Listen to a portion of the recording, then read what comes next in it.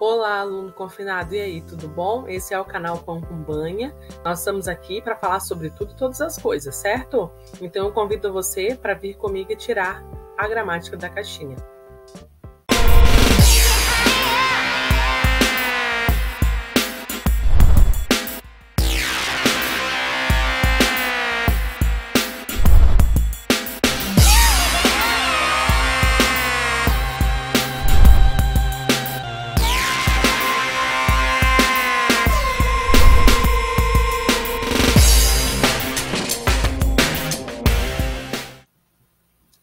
Bom, pessoal, nós estamos em época de quarentena. Na quarentena a gente quer o quê? Quer descomplicar as coisas, certo? Se tem uma coisa que a gente aprendeu durante esse período de confinamento, é que nem tudo precisa ser tão complicado e tão complexo.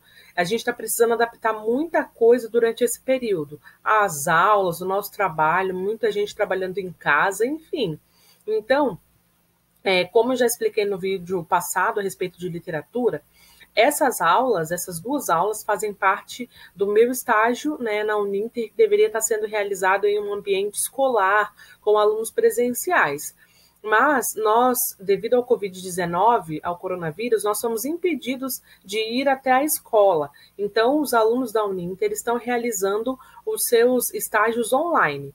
Nós elaboramos uma aula de uma maneira prática, cada um escolhe a maneira com que quer trabalhar, e nós viemos aqui e apresentamos a vocês esses vídeos. A aula de hoje eu escolhi falar um pouco a respeito de um tema que me encantou muito durante o meu período de faculdade, a variação linguística. Quem já assistiu meu vídeo passado percebeu que eu moro em Santa Catarina atualmente, mas eu sou natural do Espírito Santo, sou capixaba. Então eu percebi isso de uma maneira muito pessoal, assim, durante principalmente a minha prática, né, em sala de aula com os alunos. A variação linguística. Mais à frente, lá no final do vídeo, a gente também pode falar um pouco a respeito do preconceito linguístico. Quando nós entendemos a questão da variação linguística, isso nos ajuda a combater o preconceito linguístico e a entender a nossa língua. A língua portuguesa, assim como todas as outras línguas, ela é viva, sabe? Ela é um organismo vivo, ela é feita de forma social, é um fator social. A língua ela se reproduz durante a conversação, durante a utilização dela. Nós somos pessoas totalmente diferentes, nascemos em famílias diferentes, em locais diferentes, e mesmo que dentro do Brasil, temos culturas diferentes. A gente vê isso através do regionalismo. Quem nasceu aqui em Santa Catarina tem costumes totalmente diferentes do pessoal lá do Nordeste. E isso não nos faz nem menos nem mais importantes. E isso também se dá na nossa língua. Se somos tão diferentes, como que nós queremos que a nossa língua seja igual? Todos falamos português, mas a nossa língua ela possui características diferentes dependendo do lugar onde nós estamos, do contexto em que nós estamos, do grupo, né, com que nós estamos nos comunicando. Isso varia muito. Hoje, o Brasil faz parte da comunidade lusófona, ou seja, pessoas que falam a língua portuguesa. Nós também temos pessoas que também fazem parte dessa comunidade lá em Portugal, na África, em outros lugares do globo. E com certeza, se você hoje tivesse a oportunidade de conhecer um português lá de Portugal, você veria o quão diferente é a língua dele, certo? Mas isso não quer dizer que ele seja superior ou você seja inferior. Muito pelo contrário, a nossa língua, ela une pessoas. Uma outra característica importante a respeito da língua portuguesa é que nós temos resquícios na nossa língua hoje da língua falada pelos índios na época da colonização, da língua falada pelos escravos também que vieram, né, os africanos. Então, com certeza, eles trouxeram a influência deles para a nossa língua. Algumas palavras do nosso vocabulário são derivadas de lá. Também sofremos uma grande influência dos outros colonizadores, que não são apenas os portugueses, mas também os alemães, os italianos, enfim, cada grupo de pessoas dá a sua contribuição para formar a língua que nós temos hoje, a língua brasileira. Nós, hoje, podemos dizer que o português que nós temos aqui, que nós vivenciamos no nosso dia a dia, é um português extremamente abrasileirado. Uma das línguas talvez mais difíceis de ser ensinada hoje, porque ela varia muito para você entender, às vezes uma mesma palavra em lugares diferentes vão significar coisas diferentes. Mas isso nós vamos aprendendo durante a nossa aula. Então, como eu disse para vocês, eu adaptei muito essa aula. Eu utilizei as coisas, os objetos que eu tenho aqui em casa, que foram folhas de ofício e lápis de cor, para tentar repassar para você as informações que eu gostaria nessa aula. Ela vai ser uma aula bem dinâmica, através de uma conversação, e eu espero que você entenda aquilo que eu quero trazer para você, certo? A primeira variação que eu gostaria de apresentar para você hoje, eu vou mostrar aqui numa folhinha de papel, bem simples, é a variação diafásica. A variação diafásica se refere ao uso formal ou informal da língua. Como isso funciona? Eu posso usar a minha língua de maneira formal ou de maneira informal. E os alunos, principalmente os alunos em fase escolar, eles têm dificuldade de entender isso. Professora, mas se eu falo do meu jeito lá fora, por que na hora de, por exemplo, redigir uma redação, eu tenho tanta dificuldade? São tantos erros. Exatamente por isso. E como o aluno tem dificuldade de entender o uso formal ou informal da língua, a norma culta, por exemplo, dentro das escolas, na hora de se escrever um texto, na hora de participar de um concurso público, uma redação no Enem, quando o aluno não consegue entender esse uso, ele acaba transmitindo essa dificuldade para a língua e fala, eu já não quero mais saber de português, essa língua tão complicada de ser entendida, e aí o aluno cria um bloqueio e deixa a língua portuguesa de lado. É difícil chegar numa sala de aula e pedir para os alunos, levanta a mão quem gosta do português. Dificilmente algum aluno vai levantar a mão, certo? Porque os alunos colocam várias barreiras e criam imagens que não são reais. A gente só precisa entender que no português não é que existam maneiras diferentes, maneiras erradas de se utilizar a língua. O que na verdade existe são os contextos, certo? Existem vários contextos de comunicação. E em cada contexto eu uso um tipo de língua, eu uso uma forma de me comunicar, eu uso uma variação. Por exemplo, se eu vou escrever uma redação para o Enem, se eu estou na sala de aula, preciso me comunicar, apresentar um trabalho, eu vou me comunicar de maneira formal. Se eu estou diante de um juiz, eu vou me manifestar de maneira formal. Mas se eu estou dentro da minha casa, com os meus amigos, numa lanchonete, se eu posso usar a maneira informal, isso não me impede, certo? Então, existem contextos em que a língua deve ser falada, não formas erradas de se comunicar, certo? Eu preciso entender. Só que, pessoal, vamos lá. Não estou querendo dizer que você não precisa aprender norma culta, não precisa aprender a falar corretamente, nem escrever corretamente. Muito pelo contrário, nós precisamos nos apropriar da nossa língua. E como que a gente faz isso? Lendo bastante, escrevendo bastante, não apenas lá na internet, no WhatsApp, no Facebook, no Instagram, em outras redes sociais. Não, eu devo também me aprofundar nas coisas que são mais cultas a respeito da nossa língua. Quando isso acontece, eu vou me apropriar de uma maneira tão forte da minha língua que eu sou capaz de passear tanto pelos ambientes formais e informais. Eu posso me comunicar de maneira formal, mas também posso me comunicar de maneira informal sem que nenhum prejuízo ocorra. O problema é que a maioria das pessoas querem se utilizar apenas a linguagem informal e acabam sendo prejudicadas quando o ambiente, quando o contexto exige uma linguagem formal. Entenderam? Então, não tem problema algum, gente, eu me comunicar de maneira informal se a situação me permite esse tipo de comunicação, desde que eu também seja capaz de me comunicar formalmente quando o contexto me fizer essa exigência, certo? A segunda variação linguística que eu quero tratar com vocês é essa daqui, ó.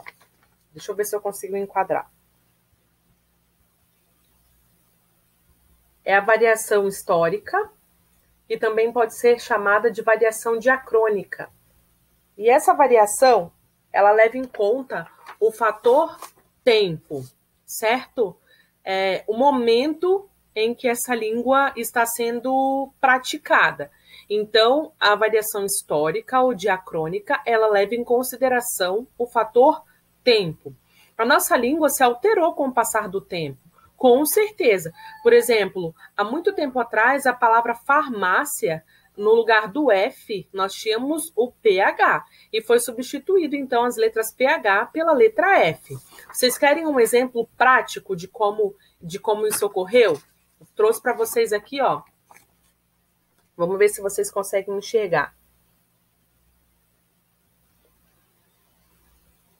O você evoluiu, certo? Lá no começo, no século XV, XIV, XV, lá em Portugal, quando eles se referiam ao rei, quando eles se direcionavam ao rei, eles diziam vossa mercê, ou seja, dizendo da soberania do rei, né? Da misericórdia dele, né? Então eles chamavam o rei de vossa mercê.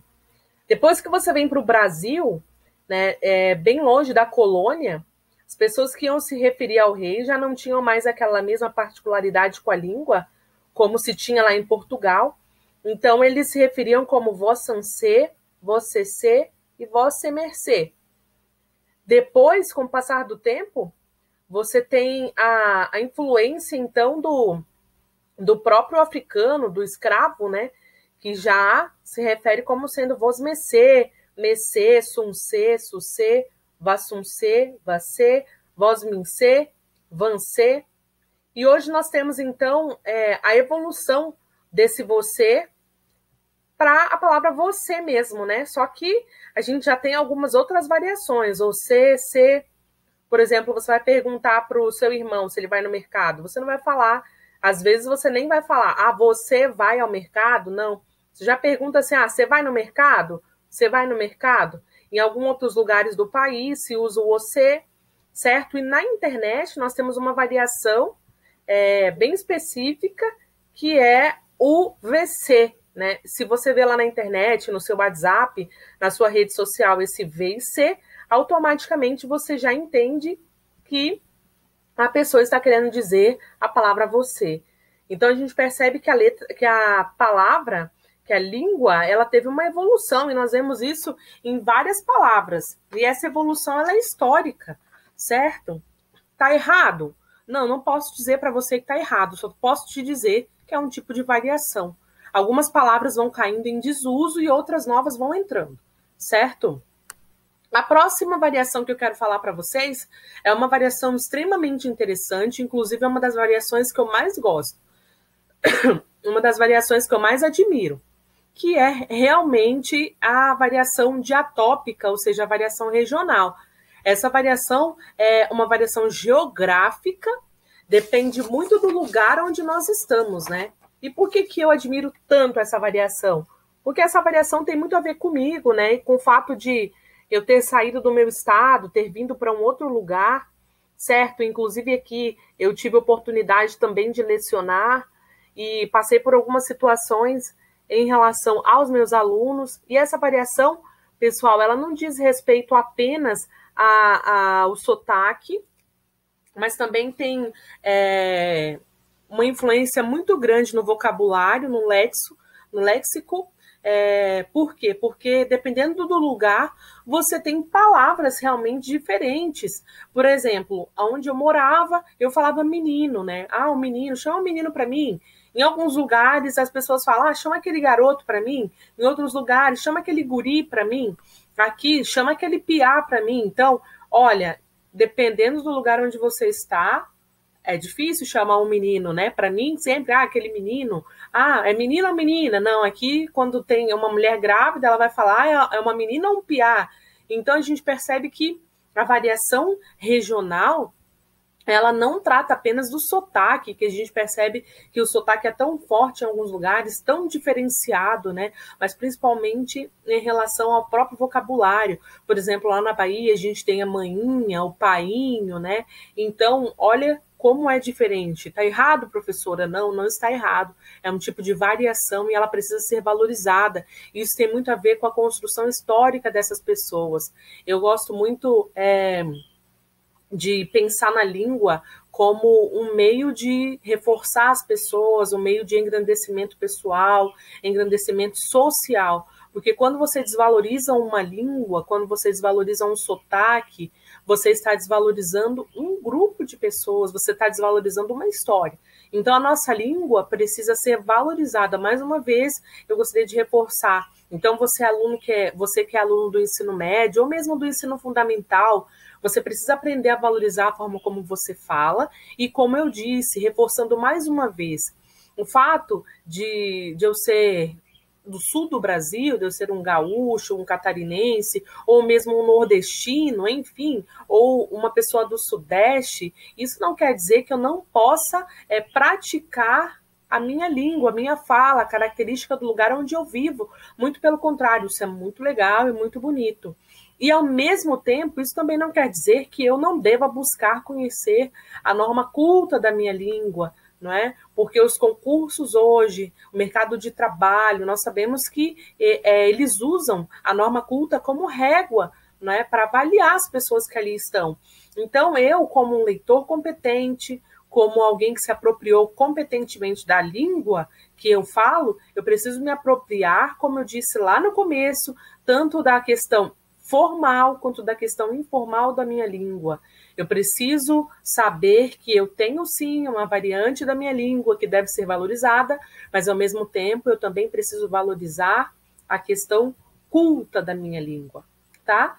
A próxima variação que eu quero falar para vocês, e última, é a respeito da variação diastrática, que também pode ser considerada uma variação social, certo?